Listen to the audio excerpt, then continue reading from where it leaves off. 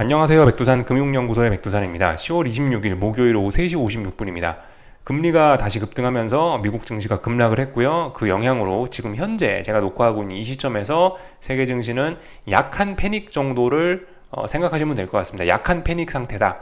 어느 정도 좀 공포가 좀 심화되고 있는 그런 상황입니다. 다시 금리가 5%를 넘어가면 어떡하지? 금리가 아직 정점을 안 찍은 것 같은데 라는 우려가 등장을 하면서 지금 증시가 전반적으로 굉장히 분위기가 안 좋습니다. 또 그리고 이게 지금 변동성이 이제 조금씩 확대가 되고 있다 보니까 금융시장 전반적으로 이 반응도 좀 굉장히 커서 하여튼 지금 약한 패닉 정도라 생각하시면 되겠습니다. 이게 엄청난 패닉이다 뭐 그런 것까지는 아닌데 전반적인 분위기는요. 근데 어떤 약한 패닉 정도입니다. 약한 패닉 정도면은 뭐 단기 바닥 정도는 기대할 수 있는 뭐 그 정도 상황 정도라고 일단 생각하시면 될 것 같아요. 그래서 제가 그 말씀을 드리고 있죠. 이 정도 상황이면은 이제 추가적인 하락의 가능성보다는 하락이 둔화되는 게 뭐 자연스럽다라고 그런 표현을 종종 드리는데 또 다시 이제 좀 하락의 둔화가 또 자연스러운 또 그런 상황이 또 되어가고 있습니다. 계속해서 어쨌든 뭔가 내가 이렇게 대응을 하기는 뭔가 좀 굉장히 난해하고 까다로운 그래서 계속 관망해야 되는 뭐 그런 상황이 좀 일단 지속이 되고 있다고 보시면 될 것 같습니다. 유럽 증시는 이제 잠시 후 몇 분 뒤에 이제 개장을 할 예정인데요. 유럽 증시 지금 분위기도 당장은 일단 안 좋습니다. 좀 비교적 큰 폭의 하락을 할 것으로 비교적 큰 폭의 하락 출발을 할 것으로 일단 보여지고 있고요. 참고로 유럽 증시 같은 경우는 오늘 아침에 말씀드렸던 것처럼 특별한 이유 없이 그냥 투기적인 이유에 의해서 어제 미국 증시에 급락하는 거를 모르는 척하고 그냥 넘어갔거든요. 모르는 척하고 넘어간 것 같아요. 제가 봤을 때는요. 물론 다이어리가 있었을지 모르겠지만은 하여튼 일단 모르는 척하고 넘어간 것 같다. 그 모르는 척하고 넘어간 거 지금 이 순간에 이제 이 대가를 좀 치룰 예정인 것 같아요. 그래서 하여튼 뒤늦게 이제 유럽 증시는 오늘 좀 급락 출발할 예정인데 지금 이 순간에 뭐 급락하고 이런 거는 앞으로 어떻게 된다라는 걸 보장하는 게 아닙니다. 그죠? 지금 급락하고 있다. 지금의 이 패닉, 약간 지금 어떤 약한 패닉이 등장하고 있는데 이 약한 패닉이 밤새 계속된다는 거는 누구도 모르는 겁니다. 그죠? 계속될 수도 있고 안 될 수도 있고 근데 전 개인적으로 계속될 것 같지는 않다라는 생각이 있긴 있습니다. 그래서 뭐 이런 상황에서 이제 어떻게 대응을 해야 되냐 사실 굉장히 좀 난해한 부분이 있긴 있는데 하여튼 뭐 제가 이 유튜브 채널 뭐 많은 분들이 보시는 이 유튜브 채널에서 뭐 어떤 그 구체적인 뭐 개인 그 딱딱딱 그 개별적으로 맞는 맞춤화된 어떤 그런 최적화된 그런 대안을 제시를 해드릴 수는 없습니다. 제가 지난번부터 계속해서 이 말씀을 드리고 있지만은 정답이 없다고요. 이 투자에는요. 이 세상에 이 백두산이라는 사람은 저 일단 하나뿐인 거고 이 영상을 보시는 여러분들도 똑같은 사람이 아무도 없습니다. 그죠? 모두 다 각자 다른 사람이란 말이죠.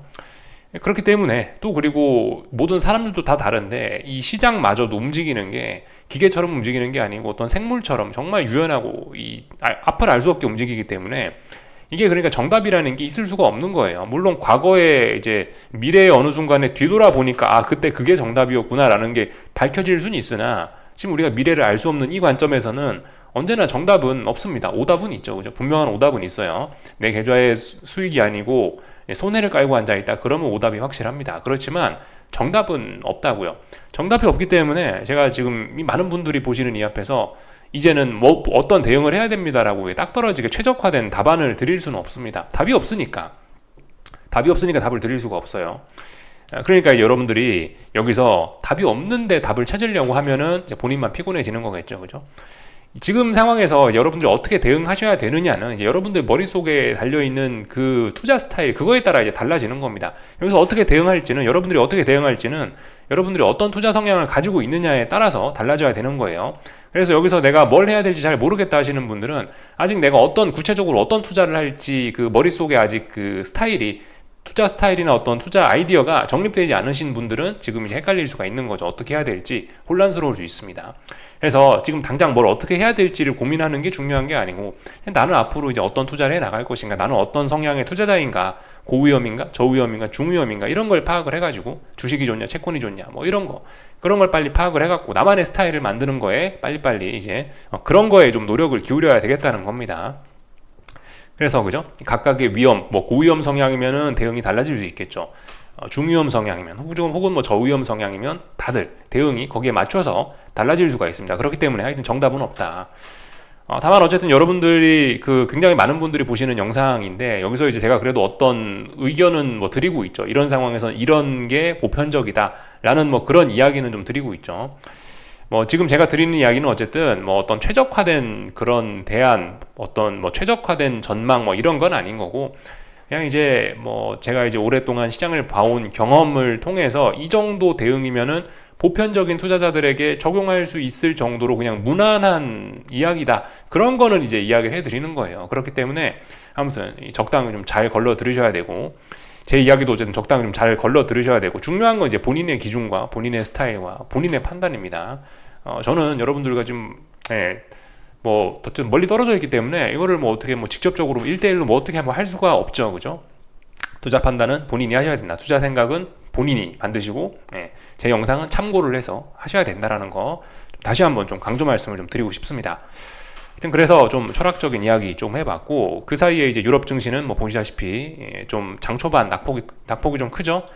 어젯밤에 미국 증시 급락하는 건 모르는 척하고 있던 대가를 지금 치르는 건데, 장초반에 굉장히 좀 많이 빠지고 있기 때문에 뭐 솔직히 잘 모르겠습니다. 오늘 급락을 할지 뭐 여기서 계속 폭락을 이어갈지 아니면 반등할지 어떻게 될지 일단 잘 모르겠네요. 하여튼 뭐 지켜보자고요. 지금 그래서 일단은 뭐 전반적으로 세계 증시가 조금 좀 또 많이 빠지고 있습니다. 왜 많이 빠지고 있냐? 지난 몇 거래일 동안 여기서 하락이 쉬었잖아요. 하락이 둔화됐잖아요. 하락이 거의 정체되다시피 해서 하락이 둔화됐고, 그 사이에 여기서 이제 하락 에너지가 차곡차곡 누적이 된 거죠. 그러다가 이제 어젯밤에 금리가 급등하면서 이 몇 거래일 동안 누적됐던 에너지가 한 번에 빵 터져 나오니까 오늘 좀 강력한 하락을 한 겁니다. 이게 이제 근데 각 나라마다 조금씩 사정이 좀 달라지고 있어요. 오늘 코스피 같은 경우는 사실 굉장히 강하게 빠진 그런 정도고요. 미국 증시 같은 경우는 사실 아직도 별로 그렇게 많이 빠지고 그러진 않았습니다. 나라마다 지금 조금씩 좀 다들 상황이 다릅니다. 조금씩 달라요, 위치가요. 그렇기 때문에 뭐 제가 일관적으로 뭐 어떻다라고 좀 말씀을 좀 드리긴 어려운데, 그래서 뭐 예를 들어서 미국 증시는 좀 덜 빠졌다라는 말씀드렸잖아요. 오늘 밤에 또 빠져도 사실 뭐 그다지 부담스럽진 않아요. 오늘 밤에 한 번 더 급락을 해야 이제 그 다음부터 이제 미국 증시는 진짜 좀 부담스러워지는 거죠. 근데 뭐 예를 들어 오늘 밤에 미국 증시가 한번 쿵 하고 또 자빠졌다. 그러면은 이제 내일 아침에 한국 증시는 어떻겠습니까? 그럼 분위기에 정말 또 이미 단기 낙폭 과대지만 또 빠질 수도 있는 거죠, 그죠? 그렇게 될 수도 있는 거고. 하여튼 이게 지금 좀 복합적입니다. 지금 상황이 조금. 근데 어쨌든 전반적으로 이 단기 낙폭 과대 우려 정도는 또다시 할 수 있는 그런 자리가 됐어요. 한 몇 거래일 동안 쉬었다가 한 번에 에너지가 빵 터져 나오면서 나온 그런 일입니다. 그래서 이렇게 조금 좀 낙폭이 좀 부담스러워졌을 때 어떻게 해야 된다라고 제가 지금까지 항상 말씀을 드렸나요? 이런 상황에서 하방 추격하면 어떻게 된다? 이런 상황에서 물론 더 급락할 수도 있습니다. 그죠? 이런 상황에서 더 급락을 하면은 분명히 엄청나게 큰 폭락이 나오기 때문에 이 수익의 어떤 기회는 커질 수 있습니다. 굉장히 큰 수익을 거둘 수도 있어요. 그러나 이거 뭐라 말씀드렸죠? 확률이 낮다. 굉장히 위험하다. 추격하는 거 위험하다. 차라리 이런 상황에서는 오히려 이제 지난번에 여기서 한번 힘을 누적시켰다 또 빠져버렸기 때문에, 지난번에도 사실 어느 정도 좀 이 자리에서도 이미 단기적으로 낙폭이 좀 부담스러웠는데 여기서 한번 쉬지 않고 더 빠져버렸기 때문에, 물론 살짝 쉬었다 빠졌지만 어쨌든 여기서 한번 더 빠진 거기 때문에 차라리 여기선 상방 베팅의 메리트가 조금 더 커졌을 수 있다. 이 정도로 일단은 뭐 말씀을 드릴 수 있겠습니다. 솔직히 이제 뭐 제가 어떤 단타 매매를 즐겨하는 사람이었다면은 저는 오늘 아침에도 사실 이런 이야기를 좀 드리긴 했는데, 넌지시 좀 드리긴 했는데, 만약에 이제 진짜 투기적인 성향을 발휘해서 제가 단타 매매를 한다라고 한다면은 저는 아마 오늘 종가나 아니면 내일 아침 정도 저는 이런 아무런 근거는 없지만 그냥 뭐 이제 뭐 이런 자리에서 오히려 뭐 지수 상방을 노려볼 생각을 한다, 이 정도. 이게 근데 하라는 이야기가 아닙니다, 그죠? 이건 그냥 저의 경험을 말씀드리는 거고, 지금 이렇게 상방 베팅하고 이런 거는 이것도 물론 지금 굉장히 고위험합니다. 이것도 사실 일반적인 투자자가 생각할 수 있는 그런 건 아니죠, 그죠? 이건 굉장히 좀 극단적인 방법인데, 아무튼 뭐 일종의 교육적인 측면에서 한번 좀 말씀을 좀 드리는 거긴 합니다. 아무튼 지금 상황에서 일반적으로 그냥 가장 보편적인 건 뭐다? 여기서 추가적으로 하락을 더 기대하면은 큰 코 닥친다. 그렇다고 여기서 큰 반등을 기대하면 그것도 큰 코 닥친다. 사실 의미 있는 매수세 나오지 않았기 때문에 매수를 잡는 것도 사실 이것도 좀 아닌 것 같고요. 그래서 그냥 가만히 있는 게 맞다라는 겁니다. 한 번 더 빠져서 굉장히 고위험 투자, 난 좀 투기적인 성향이 세다 하시는 분들은 뭐 오늘 내일 정도 이제 보면서 선물 매수 이런 거 한 번쯤 위쪽으로 매수 포지션 진입해 볼 수는 있겠다, 이 정도 이야기입니다. 이거 안 하는 게 근데 가장 좋은 거죠, 그죠? 예. 지금은 하락이 강화되고 있는 상황이고 하락 추세로 막 전환되는 시점이기 때문에 일단 뭐 상방 생각은 안 하는 게 좋다. 지금은 하락하는 게 이제 순리가 됐잖아요. 이제 하락이 정방향이 됐잖아요. 그렇기 때문에 매수 위쪽으로 보는 거는 일단은 제껴놓고 생각하는 게 가장 좋습니다. 오늘 아침에도 제가 계속 누누이 말씀드린 게 뭐죠? 정방향으로 봐라. 정방향으로, 역방향으로 보지 말고 정방향으로 봐라라는 이야기를 계속해서 좀 드렸습니다. 지금 정방향이 뭐냐? 우상향이 아니고 지금 우하향하는 거니까 우하향이 지금은 정방향이다. 아래쪽으로 가는 거 대신에 지금 좀 과한 것 같으니까 추격은 하지 말고 어쨌든 기다려라. 버스는 떠난 거니까 떠난 버스 뭐 손은 들어봐야 안 오니까 다음번에 분명히 반등 나오거든요. 반등 나오면 이제 그때 하자. 아니면은 이제 오랫동안 또 이렇게 또 하락이 또 그 뭐 둔화가 되거나 이런 시기가 또 옵니다. 또 다시 좀 조용해지면 이제 그러면 또 뭔가 하든가. 어쨌든 지금은 굉장히 고위험한 타짜의 영역입니다. 지금은 제 영상을 보실 필요도 없는 매매를 굉장히 잘하시는 분들의 영역이다. 이렇게 좀 생각을 하셨으면 좋겠어요. 그래서 일반적인 투자자분들 같은 경우는 여기서 아무것도 안 하는 게 맞다. 기존의 하방 포지션 보유자분들 같은 경우는 이런 자리에서 이쯤 폭락이 나왔으면은 솔직히 평상시라면은 조금씩 비중 축소를 하는 게 맞다. 이게 사실 정석이라고 할 수가 있겠습니다. 하방 투자하시는 분들은 이 정도까지 수익을 누적시키셨으면은 이제는 어느 정도 좀 비중 축소를 고려하는 게 좋습니다. 여기서 이제 비중 축소만 한다면은 뭐 이제 비교적 좀 공격적인 하방 투자자 뭐 이 정도로 생각이 될 수 있겠고, 만약에 이제 여기서 이제 뭐 조금 여기서 뭐 그 일부 하방 포지션 청산을 해갖고 그걸로 뭐 삼성전자를 한다든가 그걸로 뭐 상방 베팅을 한다든가 이렇게 되면은 또 조금 좀 시장을 또 희망적으로 보는 그런 투자자가 될 거고요, 그죠? 여기서 뭐 현금만 갖고 있냐, 아니면 뭐 주식을 같이 섞어서 들어가냐, 아니면 뭐 선물 매수를 들어가냐, 뭐 아니면 콜옵션 매수를 들어가냐, 이런 거에 따라서 다양하게 조합이 가능한데, 그런 조합은 자기의 투자 생각, 자기의 투자 아이디어에 따라서 여러 가지로 조합이 가능한 거고 정답이 없는 거다. 여러 가지로 조합해서 할 수 있는 거다라는 겁니다. 근데 아무튼 보편적으로 드릴 수 있는 이야기는 어쨌든 지금 내가 하방 투자를 쭉쭉쭉 들고 오시던 분들 같은 경우면은 이쯤이면 솔직히 비중 축소하는 게 맞긴 맞다. 이 정도 이야기. 제 생각에 그냥 비중 축소만 하고 현금 들고 있다가 또 다시 반등 올라오면 거기서 또 또 다시 반등시 매도 전략. 이게 그냥 어떤 보편적인 그냥 그런 투자 전략이 아닐까라는 생각이에요. 여기서 이제 뭐 옵션을 넣으시든지 뭐 선물을 넣으시든지 여기서 뭐 어떤 뭐 주식을 사시든지 뭘 하시든지 여기 뭐 채권을 섞으시든지 그건 이제 각자의 영역인 거고, 그건 잘 모르겠고, 하여튼 보편적으로는 이쯤 왔으면 하방은 조금씩 비중 줄이는 게 일반적으로 이제 할 수 있는 것 같다. 물론 저는 아무것도 안 합니다. 저는 이제 일반적인 투자자가 아니고, 전 말씀드렸다시피 욕심쟁이 투자자라서 저는 욕심이 그득그득하기 때문에 말씀드렸죠. 저는 어떤 뭐 시세의 시작부터 끝까지 쫙 한번 빨아먹어 보자. 요게 일단은 뭐 저의 어떤 투자 시나리오고, 또 그리고 일단 이런 시나리오를 뒷받침할 만큼 지금 일단 그런 여러 가지 지표들이 또 그렇게 나오고 있으니까 이거 일단 뭐 저의 생각을 시장이 지지를 해주고 있으니까 이거 믿고 계속해서 일단 가고 있습니다. 그렇기 때문에 전 아무것도 안 한다.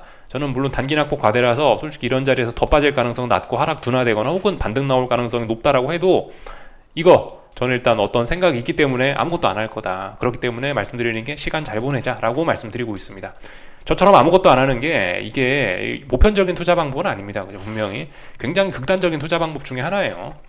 그러니까 이런 거를 좀 걸러서 좀 적당히 좀 잘 들으셔야 되고, 하여튼 그래서 중요한 건 이런 걸 좀 걸러서 들을 수 있고 필터할 수 있는 본인의 어떤 기준이 필요한 거겠죠. 본인의 투자 스타일 이런 거를 빨리빨리 만드셔야 된다.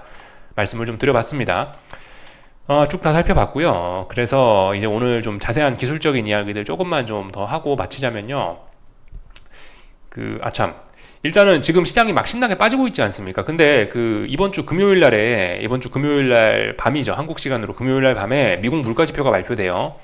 그 물가 지표가 사실 좀 굉장히 좀 중요한 이번 주의 핵심적인 경제 지표라고 할 수가 있겠는데, 지금 그 지표가 발표되기 전에 시장이 급락하고 있는 겁니다. 그렇기 때문에 지금 시장이 급락하는 것은 그 물가 지표가 높게 나올 것에 대한 우려가 미리 선반영되고 있는 과정이라고 충분히 이야기할 수 있어요. 어젯밤에 금리가 올라간 것도 물가 지표가 높게 나올 것에 대한 기대감이 반영되고 있는 결과라고도 충분히 이야기할 수가 있습니다. 그래서 지금 일단 물가지표 발표 전에 시장이 좀 지나치게 먼저 빠지고 있다. 물가지표가 나오고 나서는 시장이 솔직히 좀 더 빠질까? 이런 생각이 좀 살짝 들긴 합니다. 물가지표 발표 때까지 빠질 수 있고 물가지표 발표한 이후에도 조금 빠질 수 있겠지만 대략적으로 어쨌든 이제 뭐 추가적인 급락 폭락은 좀 제한적이지 않을까. 이미 먼저 빠지고 있고 재료가 금요일날 밤에 등장을 한다라면은 지금의 이런 하락 파동은 어쨌든 여기 정도에서 이제 마무리되지 않을까라는 생각 해봤어요. 말씀드렸죠, 그죠? 10월 중순쯤부터 해가지고 지금 이렇게 한 파동이 진행 중인 거라고요. 한 파동이 이 한 파동이 내일 밤쯤에 물가지표가 나오는데 그 물가지표 발표를 기점으로 해서 이 한 파동이 끝나지 않겠냐라는 생각이 좀 조심스럽게 든다라는 겁니다. 이 아이디어는 이제 시장의 검증을 받아봐야 되는 겁니다. 저의 막연한 생각을 좀 말씀드렸고요. 그리고 오늘 밤 미국 증시 마감하고 나서 내일 아침 시간에, 그러니까 한국 시간으로 내일 새벽이라 표현을 해야 되나? 그때 아마존 실적이 또 발표가 됩니다. 그래서 아마존 실적에 따라서 또 시장이 또 아침에 들썩들썩 할 수 있으니까 당황하시면 안 되고요. 그래서 그런 일들이 있다라고 일단 좀 말씀을 좀 드려봤고요.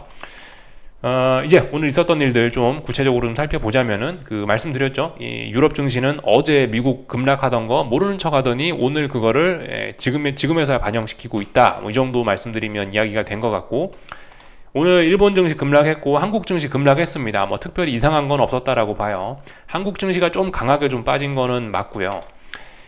그래서 한국 증시는 굉장히 좀 또다시 단기낙폭 과대의 그런 영역으로 또 왔다고 보여지고요. 중국 증시가 또 오늘 올랐습니다. 재밌죠? 중국 증시는 이미 몇 거래일 전에 남들 먼저 급락 폭락을 했었기 때문에 더 이상 뭐 일단 빠지지 못하는 것으로 일단 보여집니다. 중요한 지지선 부근에 오기도 했거든요. 사실 오늘 뭐 중국에서 아무런 뉴스가 없었던 것은 아닙니다. 제가 눈여겨봤던 뉴스는 사실 이거예요. 오늘 나온 뉴스, 이게 오늘 나왔다라고 해야 되나 어젯밤에 나왔다라고 해야 되나, 하여튼 컨트리가든 벽개원이죠. 벽개원, 뭐 비구이 위안이라고 말을 하기도 하는데 한국에서 하여튼 벽개원, 이거 다 아시죠? 이게 이제 드디어 이제 부도 처리가 됐다라고 합니다. 이거 부도가 났으니까 이거 엄청난 악재가 아니냐라고 생각을 하실 수가 있는데, 근데 여러분들 어떻게 생각하십니까? 이게 부도가 났음에도 불구하고 지금 중국 증시가 오른 거죠. 재료 노출이라고 보시는 게 좋지 않을까 싶습니다.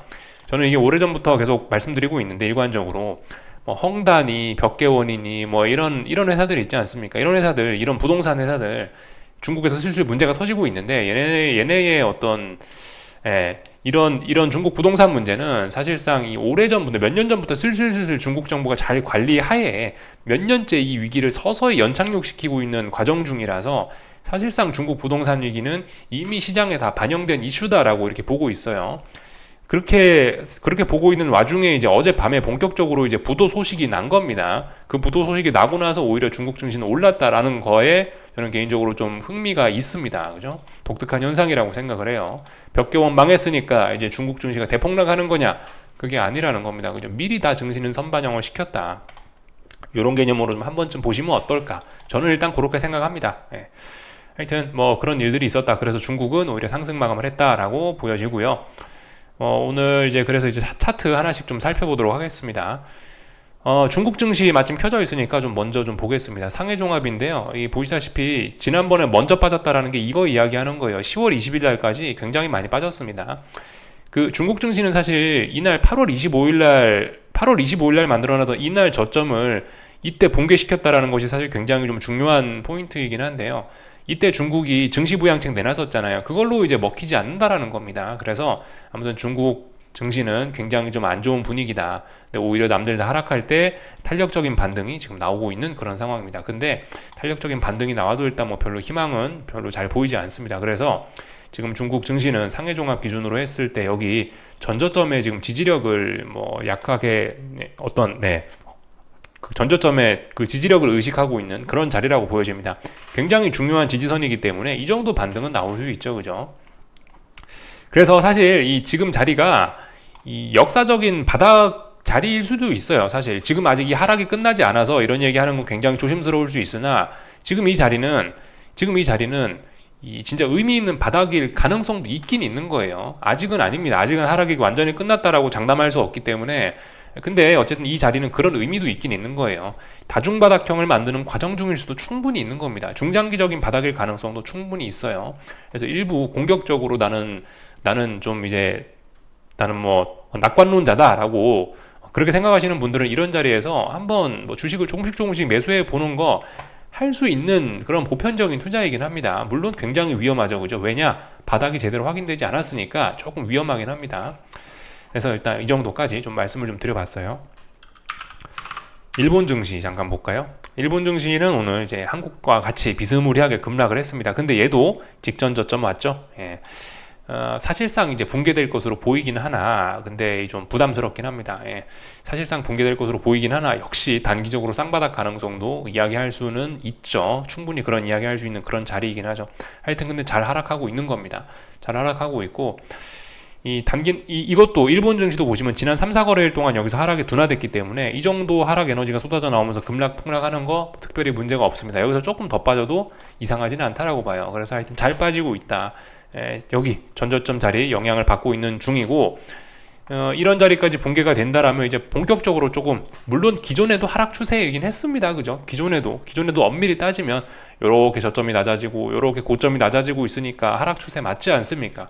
하락인데, 근데 이제 사실 지난번까지 보시면 잘 안 빠졌단 말이죠. 특정 자리 기준으로 해서 약간 좀 박스권 냄새도 좀 솔솔 나고 잘 안 빠졌었는데, 이번에 이 자리를 붕괴시킨다면 제가 오늘 아침 나스닥에서 말씀드렸던 것처럼 조금 이제 본격적인 하락장이 시작될 수 있겠구나, 이 정도 생각은 하시면 될 것 같습니다. 그래서 그런 자리에 와 있고요.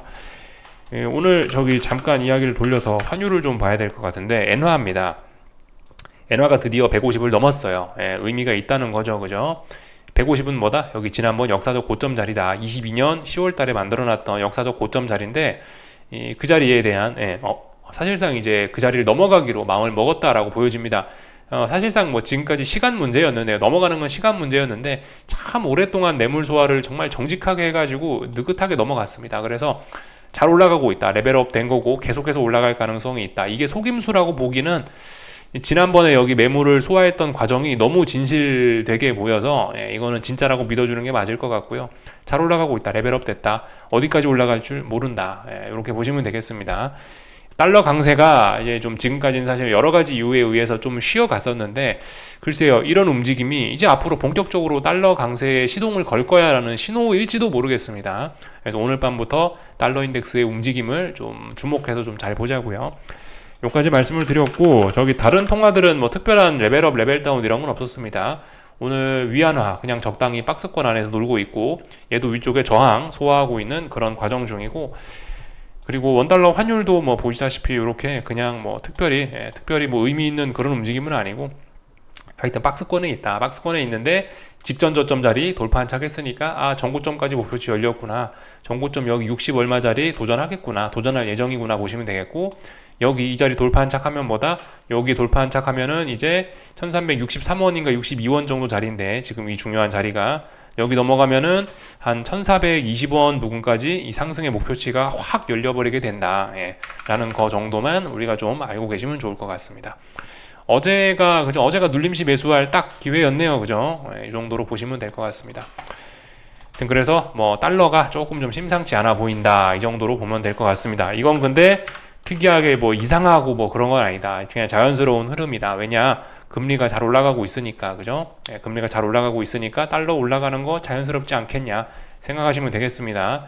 그래서 오늘 밤에 금리는 5%를 테스트할 예정이네요. 그죠? 이거 넘어가면 이제 본격적으로 조금 더, 사실 지금 시장이 패닉인 거는, 지금 시장이 좀 패닉에 빠져 있는 거는 5%를 넘을지도 몰라라는 막연한 우려 때문에 그런 것일 수 있습니다. 그렇지만 저 우려가 현실이 된다라면은 좀 이제 반응이 좀 더 격해질 수도 있겠죠. 그런 점들 생각해 보자고요. 오늘 밤 본격적으로 다시 한번 5%를 테스트할 예정입니다. 어떻게 될지 몰라요.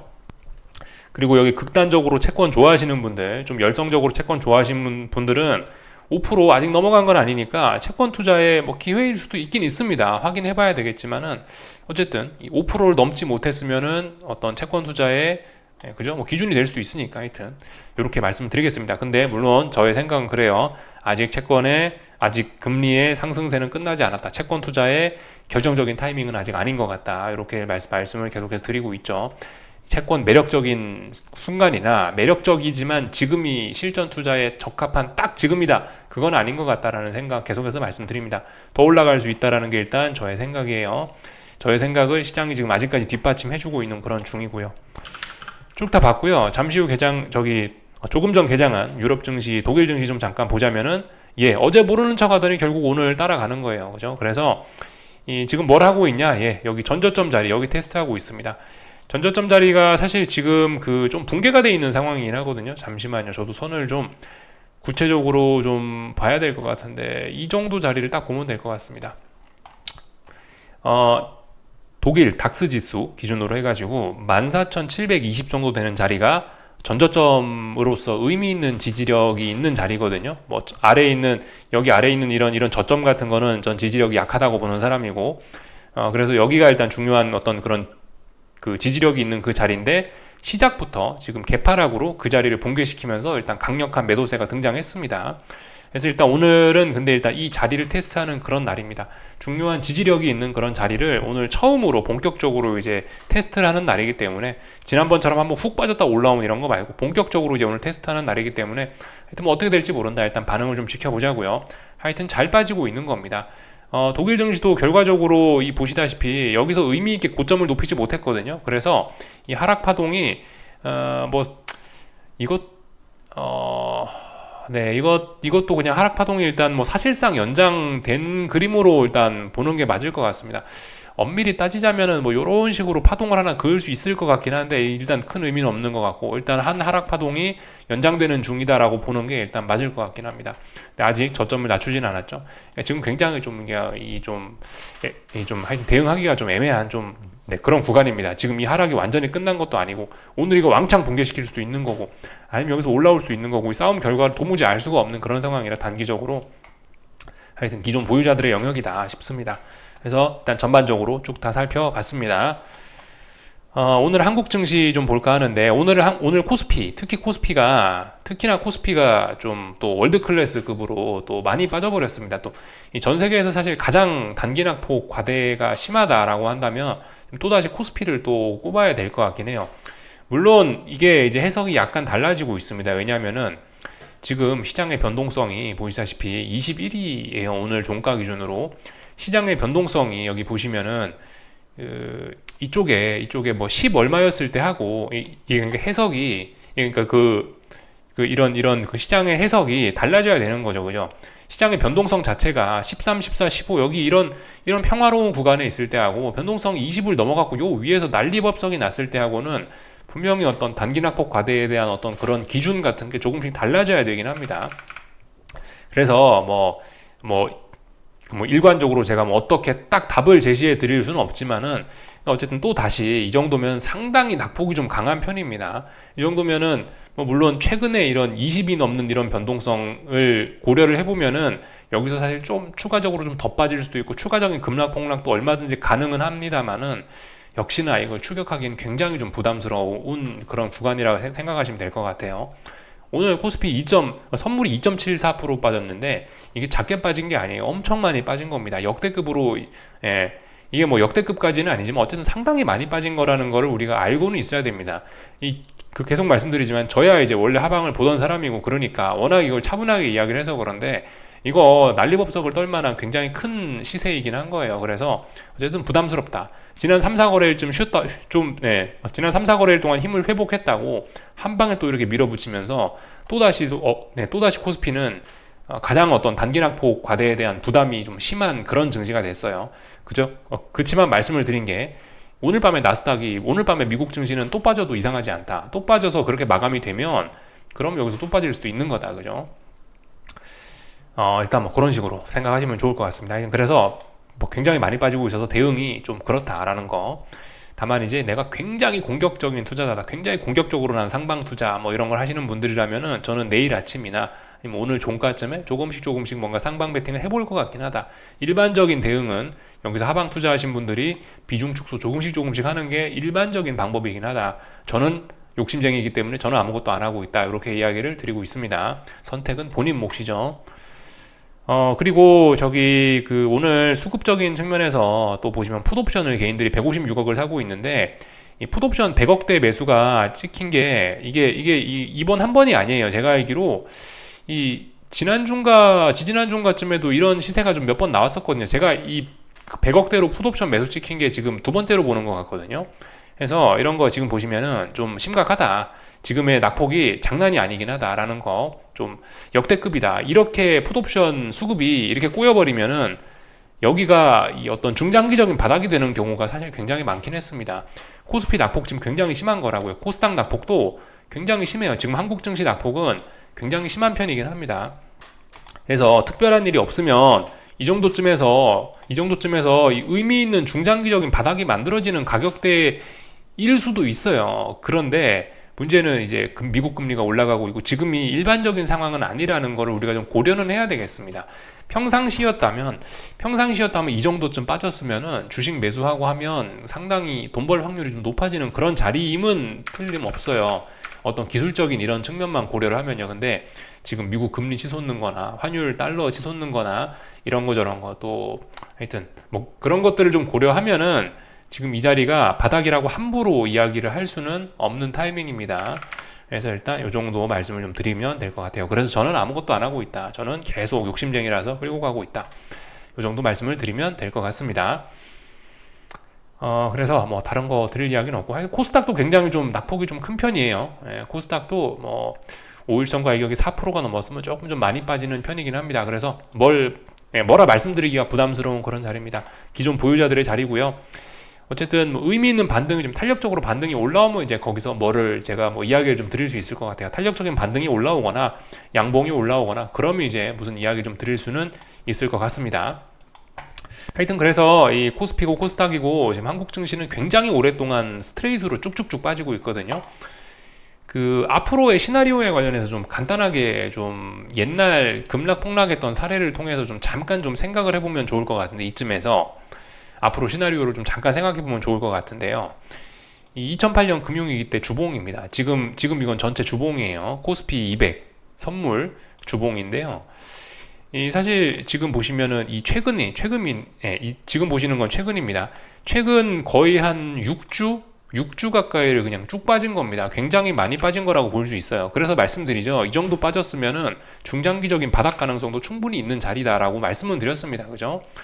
근데 이제 앞으로 반응이 중요하다고요. 여기서 이제 중장기적인 바닥이 만들어질 거냐, 아니면 여기서 이제 진짜 금융위기처럼 가가지고 이제 막 큰일이 또 날 거냐는 이제 앞으로 반등이 얼마나 올라오느냐를 이제 잘 살펴보시면 됩니다. 그 2008년 금융위기 때를 좀 잠깐 살펴보겠습니다. 이때가 이제 2008년 5월, 2008년 10월 이때 금융위기 한참 진행될 때인데요. 이때도 보시면 이번과 비스무리하게 거의 뭐 6주 이렇게 가까이 연속으로 빠졌단 말이죠. 근데 빠지고 나서 재밌는 게 반등이 안 나온다라는 거. 반등이 어떻게 됐습니까? 그냥 이거는 저와 여러분들이 지금까지 이야기했던 하락이 둔화되는 정도의 그냥 그죠? 그냥 그 정도의 쉬어가기잖아요. 반등이 안 나오면 어떻게 됐나? 그럼 이제 대폭락이 기다릴 수밖에 없다.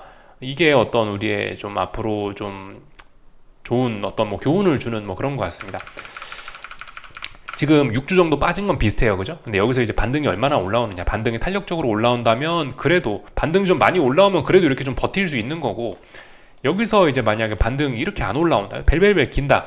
그럼 이제 그냥 그런 패대기 치는 겁니다. 이제. 그래서 이 현재는 한 거의 6주 가까이 빠졌어요. 여기서 이제 어떤 모습이 나타나느냐. 여기서 안 빠지고 좀 중장기적인 바닥 가능성도 있으니까 탄력적인 반등이 나오냐. 반등이 나오면 그래도 조금 이 박스권에서 좀 더 버틸 수 있는 그런 힘이 생기는 거겠죠. 근데 여기서 못 버티고 벨벨벨벨벨 하면은 어떻게 돼요? 그럼 또다시 와장창 해야 되겠죠. 그 정도를 좀 생각을 해볼 수 있을 것 같아요. 그래서 여기까지 일단 좀 말씀을 드려봤습니다. 하여튼 뭐 지금 딱히 할 건 없다. 지금 제 생각에 뭐 일반적인 보편적인 투자자라면 딱히 할 건 없다 싶습니다. 다 말씀을 드렸고, 오늘 뭐 삼성전자, 하이닉스 하여튼 잘들 빠지고 있으니까 특별히 드릴 이야기 없습니다.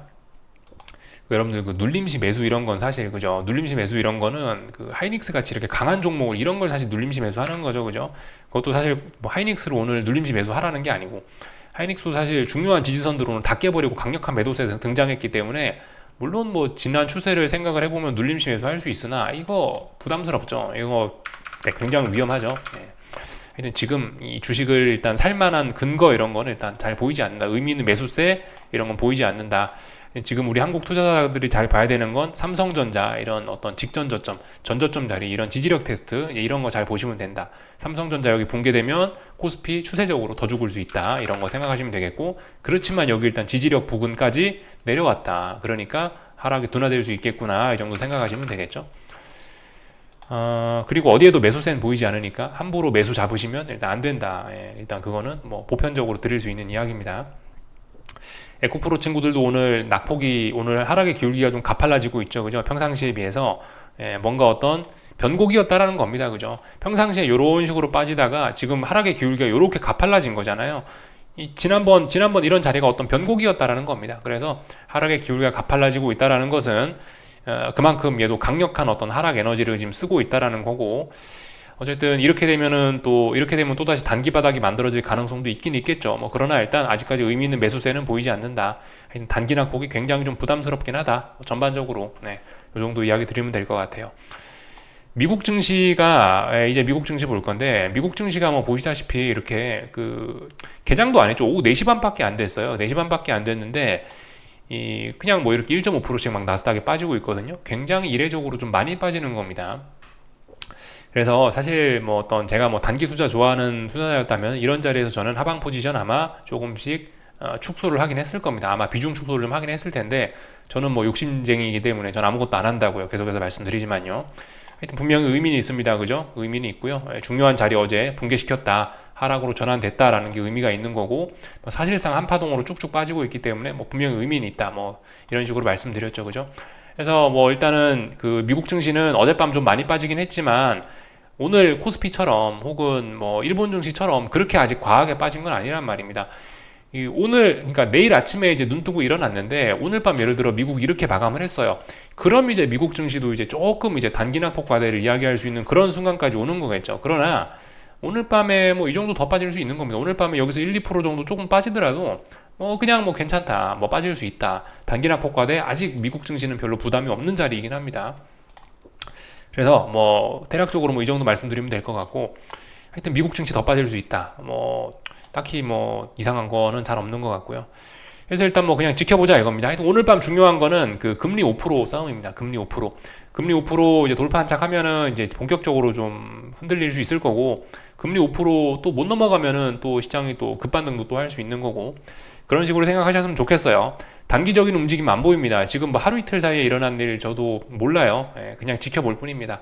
다만 이제 뭐 제가 지금 어쨌든 뭐 수익을 깔고 있으니까 가만히 아무것도 안 하고 있는 거지. 뭐 그렇습니다. 그래서 뭐 시간 잘 보내자라는 이야기 드리고 있죠. 여기까지 하겠습니다. 궁금한 거 리플 남겨주시고요. 또 내일 아침에 뵙도록 하겠습니다. 여기서 마치겠습니다.